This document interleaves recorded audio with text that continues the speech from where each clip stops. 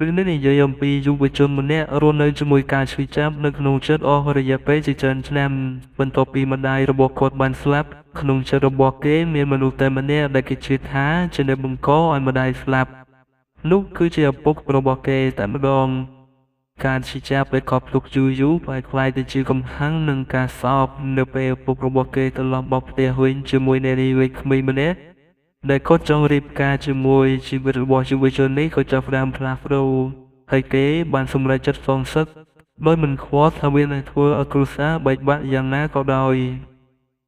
រឿងនេះចាប់ផ្ដើមនៅក្នុងទីក្រុងមួយជាមួយយុវជនម្នាក់ឈ្មោះ Glenn រាល់ព្រឹក Glenn តែងតែចេញទៅរត់ហាត់ប្រាណហើយបន្ទាប់មកក៏ត្រឡប់មកផ្ទះគេរស់នៅជាមួយជីដូនប៉ុន្តែជីវិតរបស់ Glenn មិនបានសុខសាន្តដូចអ្វីដែលឃើញពីខាងក្រៅនោះទេកាលពីប៉ុន្មានឆ្នាំមុនម្ដាយរបស់គេបានសម្រេចចិត្តបញ្ចប់ជីវិតខ្លួនឯងពេលនោះមក Glenn តែងតែគិតថាឪពុករបស់គេជាអ្នកទទួលខុសចំពោះរឿងនេះការជួយចាប់កាន់តែជ្រៅរហូតប្រែក្លាយទៅជាការសោកឪពុករបស់ខ្លួននៅព្រឹកមួយជីដូនបានប្រាប់ Glenn ថាឪពុករបស់គេឈ្មោះ Maro នឹងត្រឡប់មកផ្ទះវិញក្នុងពេលឆាប់ៗពេលឮដំណឹងនេះអារម្មណ៍របស់ Glenn បានប្រែទៅជាអាក្រក់ភ្លាមៗព្រោះគេមិនចង់ឃើញមនុស្សដែលគេជឿថាជាអ្នកបំផ្លាញជីវិតម្ដាយរបស់គេឡើយប៉ុន្តែជីដូនបានព្យាយាមលួងលោមគេនាងចង់ឃើញគ្រួសាររបស់ខ្លួនរស់នៅដោយសុខសាន្តមុនពេលនាងមានអាយុកាន់តែច្រើននាងថែមទាំងណែនាំឲ្យ Glenn រកនារីម្នាក់ឲ្យរៀបការបង្កើតគ្រួសាររបស់ខ្លួន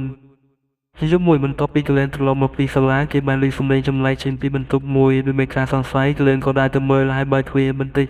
អ្វីដែលគេឃើញគឺគេគាំងនៅក្នុងបន្ទប់មាននារីវ័យក្មេងម្នាក់កំពុងរៀបចំខ្លួនបន្ទាប់ពីងូតទឹកនារីនោះមានសម្រស់ស្អាតខ្លាំងហើយ Glenn មើលនាងមួយប្លែកដែលមិនដឹងថាត្រូវនិយាយអ្វីប៉ុន្តែនៅពេលឮសំឡេងទ្វារនារីនោះក៏ភ័យហើយស្រែកឲ្យគេជួយភ្លាមMaro ក៏រត់ចូលមកបន្ទាប់ពីបញ្យល់គ្នា Glenn តាមនឹងថានារីនោះឈ្មោះ Lisa ហើយនាងគឺជាមិត្តស្រីរបស់ពួកគេ Maro ប្រាប់ Lisa ថា Glenn គឺជាកូនប្រុសរបស់ខ្លួន Lisa មានការអៀនខ្មាស់ហើយសំទោសចំពោះការយល់ច្រឡំនាងមើលទៅដូចជាមនុស្សសុភាពនិងរួសរាយប៉ុន្តែ Glenn មិនឈរទទួលយកនាងឡើយពេលអាហារពេលល្ងាច Maro បានប្រកាសដំណឹងមួយដែលធ្វើឲ្យ Glenn ភ្ញាក់ផ្អើលខ្លួននឹងរៀបការជាមួយ Lisa ក្នុងពេលឆាប់ៗនេះសម្រាប់ Glenn ដំណឹងនេះគឺដូចជាការវាយប្រហារមួយព្រោះ Lisa មានអាយុតិចជាងឪពុករបស់គេច្រើន Glenn មិនអាចទទួលយកបានទេហើយគេក៏ក្រោកចេញពីតុភ្លាមពុំបានថ្ងៃក្រោយមក Maro និង Lisa មករៀបការជាមួយគ្នាហើយត្រឡប់មករស់នៅក្នុងផ្ទះជាមួយ Glenn តែថែមបន្ទាប់ Lisa បានឃើញរូបថតម្ដាយរបស់ Glenn ដែលបានស្លាប់ប៉ុន្តែពេល Glenn ចូលមកឃើញ Lisa កំពុងកាន់រូបថតនោះគេខឹងយ៉ាងខ្លាំងហើយដណ្ដើមយករូបថតនោះពីដៃនាងភ្លាមGlenn ព្រមមាន Lisa មិនឲ្យប៉ះពាល់អ្វីដែលទាក់ទងនឹងម្ដាយរបស់គេឡើយបន្តិចក្រោយមក Lisa បានទទួលទូរស័ព្ទពីប្អូនស្រីរបស់នាងហើយប្រាប់ Maro ថាប្អូនស្រីរបស់នាងនឹងមកលេងនៅថ្ងៃបន្ទាប់ប្អូនស្រីរបស់ Lisa ឈ្មោះ Sue បានមកដល់ផ្ទះ Sue ក៏ជានារីស្រស់ស្អាតម្នាក់ដែរហើយពេល Glenn បានឃើញនាងគេក៏ចាប់អារម្មណ៍ភ្លាមប៉ុន្តែ Glenn នៅតែធ្វើជាមនុស្សត្រជាក់ដាក់នាង Lisa បានស្ដីបន្ទោស Glenn ប៉ុន្តែ Maro ក៏ចូលមករារាំងនិងប្រាប់កូនប្រុសឲ្យគ្រប់ភ្ញៀវដោយកាន់តែមានអារម្មណ៍មិនល្អ Glenn ក៏ដើរចេញពីផ្ទះទៅជួបមិត្តស្រីរបស់គេឈ្មោះ Julia Glenn បានប្រាប់ Julia អំពីអ្វីៗគ្រប់យ៉ាងការរៀបការរបស់ឪពុកហើយឥឡូវប្អូនស្រីរបស់នាងក៏មកដែរ Julia ស្ដាប់ហើយក៏ផ្ដល់គំនិតមួយឲ្យ Glenn ហើយចាប់ពីពេលនោះ Glenn បានចាប់ផ្ដើមផែនការរបស់ខ្លួនគេដឹងថាបើចង់សោកសឹកឪពុកគេមិនអាចប្រើកម្លាំងតែមួយមុខបានទេគេទៅធ្វើឲ្យមនុស្សជំនួយឪពុករបស់គេជួយចាប់ដោយដែលគេធ្លាប់ជួយចាប់តែមួយ Glenn បានចូលទៅក្នុងផ្ទះហើយធ្វើជាមនុស្សធម្មតានៅមុខ Sue គេដឹងថានាងកំពុងចាប់អារម្មណ៍លើគេដូច្នេះគេក៏ចាប់ផ្ដើមលេងអារម្មណ៍ជាមួយនាងក្រោយមក Glenn ក៏ចាប់ផ្ដើមធ្វើជំនួយចែកចង់ Lisa ផងដែរ Lisa ព្យាយាមមិនអើពើប៉ុន្តែ Glenn នៅតែព្យាយាមនិយាយពីជីវិតអាពាហ៍ពិពាហ៍របស់នាង Lisa ក៏ទ្រាំលេងបានហើយតែកំភ្លៀង Glenn មួយដៃពេលនោះ Maro បានជួបមកឃើញហើយស្ដីបន្ទោសកូនប្រុស Glenn ក៏តបទៅវិញនៅពាក្យមិនសមរម្យព្រោះការឆ្លោះប្រកែកកាន់តែធ្ងន់ធ្ងរ Lisa ត្រូវចូលមករារាំងដើម្បីកុំឲ្យឪពុកនិងកូនឆ្លោះគ្នាខ្លាំងជាងនេះប៉ុន្តែការឆ្លោះប្រកែកគ្នានេះបានធ្វើឲ្យ Maro មានបញ្ហាបេះដូងនិងអាការៈធ្ងន់ធ្ងរកើតឡើងនៅពេលយប់នៅថ្ងៃបន្ទាប់ Lisa ត្រូវនាំ Maro ទៅមន្ទីរពេទ្យពេលនេះ Glenn នៅផ្ទះជាមួយ Sue តែពីរនាក់ Glenn ក៏ចាប់ផ្ដើមអនុវត្តផែនការរបស់ខ្លួន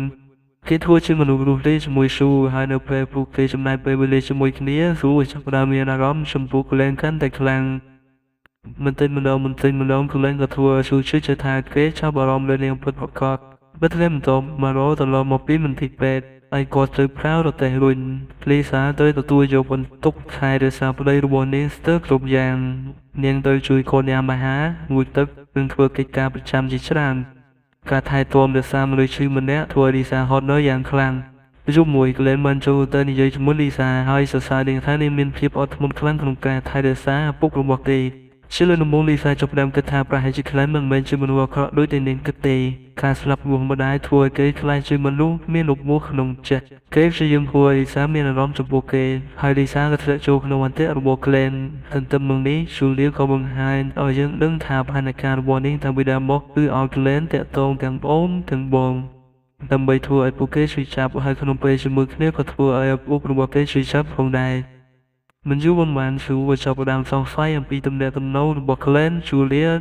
មិនយូរប៉ុន្មានស៊ូក៏ចាប់ផ្ដើមសង្ស័យអំពីទំនាក់ទំនងរបស់ Glenn ជាមួយ Juliet ប៉ុន្តែ Juliet ធ្វើជាប្រាប់ថា Glenn គ្រាន់តែชิมមិត្តរួមថ្នាក់របស់នាងប៉ុណ្ណោះថ្ងៃមុនលីសាកំពុងធ្វើការងារផ្ទះយ៉ាងហត់នឿយហើយមានមនុស្សម្នាក់ថែមទាំងច្រឡំនាងថាជាអ្នកអំប្រាក្នុងផ្ទះលីសាខឹងយ៉ាងខ្លាំង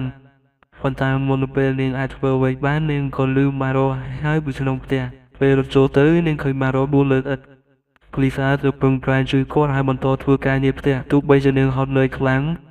ពេលនោះវិលែនបានចូលមកជួយនាងដំបូងលីសាបដិសេធប៉ុន្តែក្រោយមកអារម្មណ៍របស់ពួកគេទាំងពីរកាន់តែស្មុគស្មាញអ្វីដែលកាន់តែអាក្រក់គឺស៊ូបានឃើញអ្វីៗទាំងអស់ពីខាងក្រៅ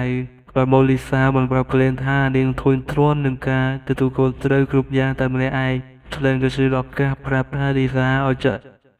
ក្លែនក៏ជួយឱកាសប្រាប់ឲ្យលីសាចាក់ចេញពីឪពុករបស់គេហើយមករៀបការជាមួយគេវិញលីសាព្យាបាលយ៉ាងខ្លាំងហើយខឹងនឹងក្លែននាងក៏ដើរចេញទៅភ្លាមប៉ុន្តែពេលចូលទៅក្នុងផ្ទះស៊ូបានមកនិយាយជាមួយលីសាស៊ូខឹងខ្លាំងព្រោះនាងយល់ថាលីសាបានបត់ប្តីរបស់ខ្លួនហើយទៅមានទំនាក់ទំនងជាមួយក្លែនទៀតការឆ្លុះប្រកែកគ្នារវាងបងប្អូនស្រីទាំងពីរកាន់តែខ្លាំងឡើងនៅទីបំផុតស៊ូបានទាមទារឲ្យក្លែនជ្រើសរើសនាងនិងលីសាក្លែនបែរជ្រើសរើសលីសាការសម្រេចចិត្តនេះធ្វើឲ្យស៊ូខូចចិត្តខ្លាំងណាស់ហើយនាងក៏រត់ចេញពីផ្ទះប៉ុន្មានមកក្រោយមកលីសាមិនអាចរកឃើញស៊ូឡើយនាងចាប់ផ្ដើមមានអារម្មណ៍ខុសហើយប្រាប់ក្លែនថាអ្វីដែលកើតឡើងរវាងពួកគេត្រូវតែបានឈប់ប៉ុន្តែក្លែនមិនព្រមបោះបង់ឡើយគេប្រាប់លីសាថាគេមិនខ្វល់ថាមនុស្សផ្សេងទៅគិតយ៉ាងណាហើយគេចង់បានតែនាងប៉ុណ្ណោះលីសានឹងថាប្រសិនបើមកรู้នឹងការពិតនាងនឹងមិនអាចអត់ទោសឲ្យខ្លួនឯងបានឡើយប៉ុន្តែក្លែននៅតែបន្តជាមួយយ៉ាងនេះធ្វើតាមអារម្មណ៍ដល់ពេលពួកគេកំពុងនៅជើគ្នាស្រាប់តែម៉ារ៉ូដើរចូលមកអ្វីដែលគាត់បានឃើញធ្វើឲ្យគាត់រំភើបខ្លាំងម៉ារ៉ូដួលសន្លប់ម្ដងទៀតលីសាបានស្វែងស្លាវហើយសូមឲ្យក្លែនជួយហៅគេផ្សេងមកជួយឪពុកប៉ុន្តែក្លែនមិនព្រមធ្វើអ្វីទេឆ្លៀតគឺជាពេលវេលានៃការសងសឹកឪពុករបស់គេក្លែនគិតថាឪពុករបស់គេបានប្រែជីវិតម្ដាយលើឆ្នេះគាត់សមនឹងទទួលយកការជិះចាប់បែបនេះតែមិនទាន់ជីដូនរបស់ក្លែនបានត្រឡប់មកផ្ទះវិញពេលនាងដឹងអ្វីកើតឡើងនាងខឹងយ៉ាងខ្លាំងប៉ុន្តែបន្ទាប់ពីនាងបានប្រោមក្លែននៅការពិតមួយដែលគេមិនធ្លាប់ដឹងម៉ារ៉ូមិនមែនជានៅក្បួនម្ដាយរបស់ក្លែនទេផ្ទុយទៅវិញគឺម្ដាយក្លែនទៅវិញទេដែលគាត់ម៉ារ៉ូនាងមានបរមរាជហើយបរមរាជនោះបានបបួលនាងក៏មិនអាចទ្រាំបាននឹងការឈឺចាប់ហើយសម្រេចចិត្តបញ្ចប់ជីវិតខ្លួនឯងពេលលើជីដូននិយាយអំពីការពិតដូចនេះធ្វើឲ្យក្លែនចង់ខឹងបេះដូងទេទឹកទៅបានដឹងថារយៈពេលជាឆ្នាំគេបានស្អប់មនុស្សខុសក្លែនដួលយំនិងសោកស្ដាយចំពោះអ្វីគ្រប់យ៉ាងដែលបានធ្វើក្លែនបានទៅរកលីសាដែលកំពុងរៀបចំចាក់ចេញពីផ្ទះទីសាពោពេញដោយភាពដេញខ្មាស់និងសោកស្ដាយចំពោះអ្វីដែលបានកាប់ឡើងក្លែនព្យាយាមខត់នាងហើយសុំទោសម្ដងហើយម្ដងទៀតប៉ុន្តែលីសាប្រាប់ថាគេនៅមានជីវិតវែងឆ្ងាយខាងមុខហើយអ្វីដែលគួរឲ្យធ្វើបំផុតគឺថែរក្សាឪពុករបស់គេឲ្យបានល្អមុនពេលចាក់ជ័យលីសាបានប្រាប់ក្លែនថាប្រសិនបើគេចង់រៀបការជាមួយស៊ូនាងក៏មិនប្រឆាំងដែរចាប់ពីថ្ងៃនោះក្លែនបានផ្លាស់ប្ដូរទាំងស្រុងគេជប់គិតពីការសងសឹកហើយបែរជាលះបង់ពេលវេលាថែរក្សាឪពុករបស់ខ្លួនម៉ារ៉ូចាប់ផ្ដើមមានសុខភាពប្រសើរឡើងវិញនៅទីបំផុតក្លែនបានសុំទោសឪពុកចំពោះអ្វីគ្រប់យ៉ាងដែលបានធ្វើម៉ារ៉ូដែលកំពុងហូរទឹកភ្នែកបានអត់ទោសឲ្យកូនប្រុសរបស់ខ្លួនបន្ទាប់ពីការឈឺចាប់និងការយល់ច្រឡំមករយៈពេលជាច្រើនឆ្នាំគ្រួសារមួយនេះទីបំផុតអាចរកឃើញសន្តិភាពឡើងវិញ